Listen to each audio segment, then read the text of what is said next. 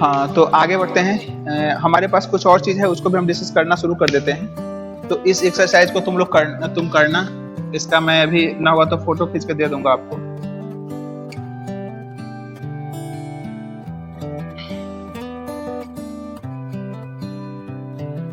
हमारे पास नेक्स्ट आता है quadratic expression. Quadratic expression quadratic expression quadratic expression quadratic expression में हमारे पास क्या है, वी हैव, लेट सपोज जो हमारा एक्सप्रेशन होता है उसको हम अभी पोलिनोमियल जैसा मान लेते हैं। तो क्या हो जाएगा, ax² plus bx plus c for all a not equal to 0 होना चाहिए। इसको फॉर द टाइमिंग y मान लो, इसको हम क्या बोलते हैं कि ये y का वैल्यू है। तो अब यहाँ से हम इसका आई थिंक क्लास 10th में भी करवाया जाता है कि यहाँ से इसका हम होल स्क्वायर, जो परफेक्ट स्क्वायर मेथड से निकालते हैं रूट, वो तो पता है ना क्वाड्रेटिक इक्वेशन का, परफेक्ट स्क्वायर मेथड से। तो उसी तरीके से हम इसको परफेक्ट, हाँ, तो वहां से मैं डायरेक्ट रिजल्ट लिख दूं क्या, आता है करने? हाँ चलो इसको मैं कर देता हूँ एक बार फिर भी। तो देखो ध्यान से, हमारे पास क्या है, इसको मैं चाहूँ अगर परफेक्ट स्क्वायर बना तो क्या करोगे, a को कॉमन कर लोगे। So here we have x² plus b upon a plus c upon a। यहाँ तक समझ में आ रहा है? मैंने क्या किया, a को कॉमन किया तो ऐसे लिखेंगे ना। अब देखो यहाँ हो गया a, यहाँ हो गया हमारे पास x² प्लस, अच्छा यहाँ x छूट गया, यहाँ हो जाएगा हमारे पास 2 टाइम्स मैंने किया, तो यहाँ पे हम इसको 2a इंटू x भी लिख सकते हैं ना इसको ऐसे। 2 से मल्टीप्लाई किया, 2 से डिवाइड भी कर दिया। और फिर क्या चाहिए, अब देखो तो a² प्लस 2ab बन गया, तो मुझे b² चाहिए, मतलब b अपॉन 2a का स्क्वायर चाहिए। तो मैंने ऐड किया और इसी को मैंने सब्ट्रैक्ट भी कर लिया, b अपॉन 2a का स्क्वायर को मैंने सब्ट्रैक्ट भी कर लिया, और प्लस c बाई a है हमारे पास, तो इसको मैंने यहाँ लिख दिया। इतना तक क्लियर है? अब देखो a हमारा हो गया x, a इंटू यहाँ से लेकर के यहाँ तक है, इसको तो लिख सकते हो x plus b upon 2a का होल स्क्वायर लिख सकते हो, इसको आप ऐसे लिख सकते हो। और जो बाकी का बचा टर्म ना, उसको आप इस साइड भेज लो, सिंप्लीफाई करेंगे तो सिंपली, हाँ कर लोगे, आगे कर लोगे क्या, मैं थोड़ा डायरेक्ट लिखूं, समझ लोगे? तो तब ठीक है, समझ लेना। मैं थोड़ा डायरेक्ट इसको बढ़ाता हूँ, तो तुम यहाँ a आ जाएगा y plus d by 4a आ जाएगा अंत में इधर। उसको d किसको बोल दिया था हमने, वही डिस्क्रिमिनेंट b² माइनस 4ac है, उसको d बोल देंगे बाद में चल के। तो वो सीधा ऐसा एक्सप्रेशन जनरेट होकर के आता है। यहाँ तक आई थिंक आपको समझ में आ गया होगा। तो a एक्सप्रेशन हमारे पास आ गया इस तरीके से, है ना। तो बताओ यहाँ पे हमारे पास, हाँ यहाँ पे हमारे पास a टर्म 0 होगा, कहाँ होगा 0, माइनस b बाई 2a के ऊपर। अगर x का value minus b by 2a put कर देंगे तो उस केस में हम y का वैल्यू निकाल सकते हैं। तो इसीलिए आई थिंक ये चीज भी आपको पता होगा कि जो भी हमारे पास क्वाड्रेटिक एक्सप्रेशन का ग्राफ होता है, that will be of parabola type. याद है, पता है ना? The graph of quadratic expression जो होता है हमारे पास ऐसे करके, y is equal to ax² plus bx plus c, तो इसका ग्राफ आइदर ऐसा बनता है या ऐसा बनता है, is always parabola, is parabola type, इसको बोलते हैं पैराबोला। तो या तो ग्राफ ऐसा बनेगा या ग्राफ ऐसा बनेगा। ऐसा कब बनता है, जब हमारा a का वैल्यू पॉजिटिव हो, तो ग्राफ जो बनता है वो माउथ ओपनिंग अपवर्ड बनता है। और जब हमारे पास a का वैल्यू नेगेटिव हो तो ग्राफ हमारा माउथ ओपनिंग डाउनवर्ड बनता है। तो इसका हम क्या करते हैं, इसको बोलते हैं माउथ ओपनिंग डाउनवर्ड। अभी ठीक है?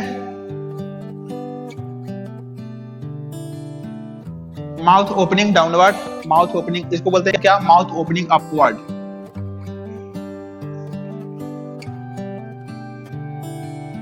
माउथ ओपनिंग अपवर्ड, या इसका एक और नाम है, इसका बेसिकली 3 नाम है। अगर तुम बाहर से देखोगे तो लेंस में पढ़ते हो, तो लेंस हमारे पास होता है, तो इसको क्या बोलते हैं, इस रीजन को हम लोग कन्वेक्स बोलते हैं ना, कन्वेक्स टाइप। और अंदर से क्या बोलते हैं, इसको बोलते हैं कनकेव। ये पता है ना, इसको बोलते हैं कनकेव, इसको बोलते हैं कन्वेक्स। तो जब तुम नीचे से देखोगे तो तुमको क्या दिखेगा, कन्वेक्स वाला पोर्शन दिखेगा। तो इसको हम ये भी नाम बोल सकते हैं कि हमारे पास क्या है, कन्वेक्स डाउनवर्ड।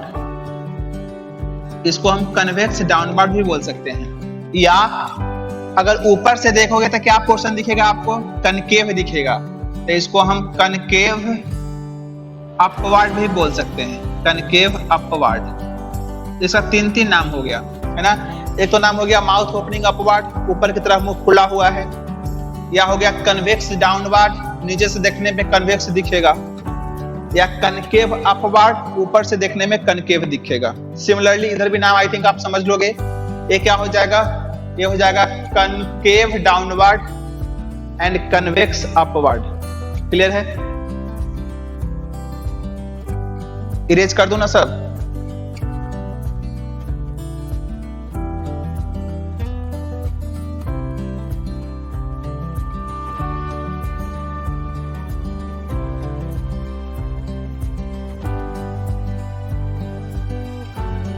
ठीक है, आगे देखते हैं हम लोग। तो नेक्स्ट देखो, तो अब हम देखते हैं कि रेंज क्या होता है हमारे पास। तो अगला टर्म, अच्छा पहले तो एक चीज और बता देता हूं इसमें, वर्टेक्स ऑफ पैराबोला। तो जो मैंने अभी कर्व बनाया, या तो ऐसा बनेगा या ऐसा बनेगा। तो यह जो पॉइंट होता है ना, इसी को बोलते हैं वर्टेक्स ऑफ पैराबोला। ये जो पॉइंट ए है, this point is known as vertex of parabola. इसको हम लोग बोलते हैं वर्टेक्स ऑफ पैराबोला। ये पैराबोला का वर्टेक्स है। सिमिलरली ये भी पॉइंट क्या है हमारे पास, वर्टेक्स ऑफ पैराबोला।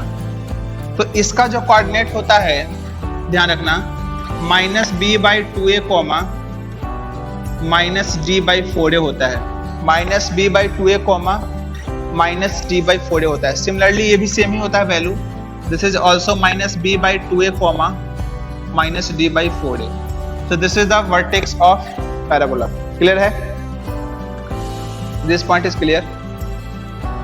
अब इसी में समझा देता हूँ रेंज ऑफ पैराबोला क्या होता है। तो किसी भी पैराबोला का रेंज क्या होता है। अब ध्यान से देखो, अगर हमारे पास ऐसे कोई, मान लो हमारे पास ऐसे है, this is x axis and here we have y axis. और मान लो ऐसे हमारे पास इसमें कोई ऐसे पैराबोला चला गया। ध्यान रखना, ये हमारे पास पैराबोला है। ये किसका एक्सप्रेशन है, तो this will be fx is equal to ax square plus bx plus c है। अब मुझे पता है कि यहाँ पे जो आया है, तो ये माउथ ओपनिंग अपवर्ड है। इसका मतलब a जो होगा ग्रेटर देन 0 होगा, क्योंकि मैंने ग्राफ ही ऐसा बनाया है। तो ध्यान रखना, ये हमारे पास x हो गया, दिस इज x डैश।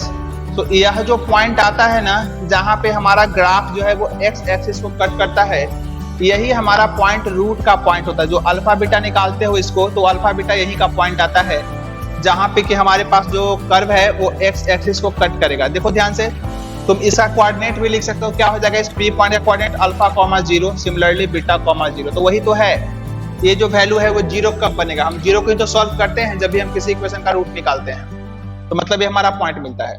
अब मैं पूछूं कि ए वाला कौन सा पॉइंट है, तो ये पॉइंट है -b/2a, -d/4a है। That is the vertex of parabola. अब हम जानते हैं कि जब भी हम किसी भी एक्सप्रेशन का रेंज निकालते हैं, तो रेंज क्या होता है, वो y में वैल्यू होता है कि y में मिनिमम वैल्यू कितना है, मैक्सिमम वैल्यू कितना है। तो अगर इस ग्राफ को तुम देखोगे, तो ये इसका y कोऑर्डिनेट है। तो इसका y कोऑर्डिनेट कितना आया है, तो इसका y कोऑर्डिनेट है -d/4a। This is the -d/4a।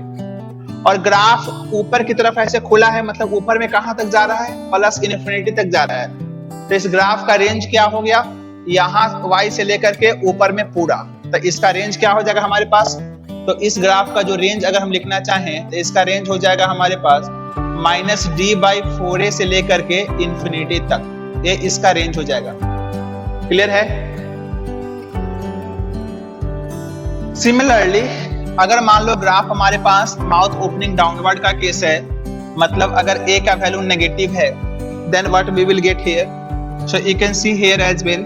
अगर हमारे पास a हमारा x है, here we have x dash, यहाँ हमारा y है and here we have y dash.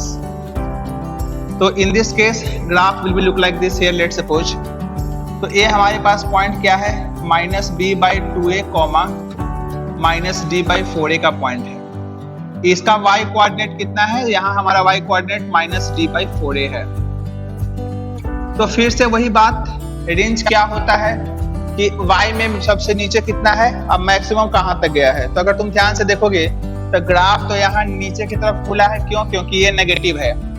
तो नीचे में हमारे पास y कहाँ तक जाएगा, तो नीचे में जा रहा है, कभी बंद नहीं होगा, तो मतलब कहाँ तक जाएगा, -∞ तक जाएगा। लेकिन ऊपर में मैक्सिमम कहाँ तक जाएगा, यहीं तक जा रहा है, ऐसे गया और फिर यहाँ से नीचे मुड़ गया। तो यहाँ पे हमारे पास रेंज क्या हो जाएगा इस एक्सप्रेशन का, तो यहाँ पे रेंज हो जाएगा -∞ से लेकर के -d/4a तक। और हम जानते हैं कि इन्फिनिटी पे हमेशा ओपन पुट करते हैं और यहाँ पे ऐसा हो जाएगा। तो ध्यान से चीज और देख सकते हो कि इस केस में ये कौन सा पॉइंट है, ये मैक्सिमा का पॉइंट है। मतलब इस केस में हमारे पास ग्राफ का मैक्सिमम वैल्यू क्या होगा, तो यहाँ पर मैक्सिमम वैल्यू -d/4a होगा। यहाँ पे मैक्सिमम वैल्यू क्या होगा, -d/4a। मिनिमम वैल्यू क्या होगा, मिनिमम वैल्यू तो -∞ तक होगा। तो मिनिमम वैल्यू हम एग्जैक्ट नहीं बता सकते, लेकिन हम मैक्सिमम वैल्यू बता सकते हैं। सिमिलरली अगर मैं इस ग्राफ में दिखाऊं तो यहाँ पे ग्राफ नीचे में यहीं तक गया है, इसके बाद ऊपर में तो जा ही रहा है। तो इस केस में हमारे पास मिनिमम वैल्यू क्या हो जाएगा इसका, तो यहाँ पे हम मिनिमम वैल्यू बता सकते हैं कि यहाँ पे सर मिनिमम वैल्यू जो है वो -d/4a होगा। यानी कि अगर हमारे पास जब a का वैल्यू पॉजिटिव है तो क्वाड्रेटिक इक्वेशन में हमारा मिनिमम वैल्यू मिलता है, और अगर a का वैल्यू नेगेटिव है तो हमारा इसका मैक्सिमम वैल्यू मिलता है। ठीक है,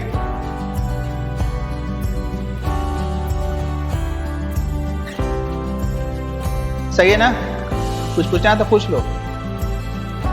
ठीक है, तो आज के लिए काफी है। This is all about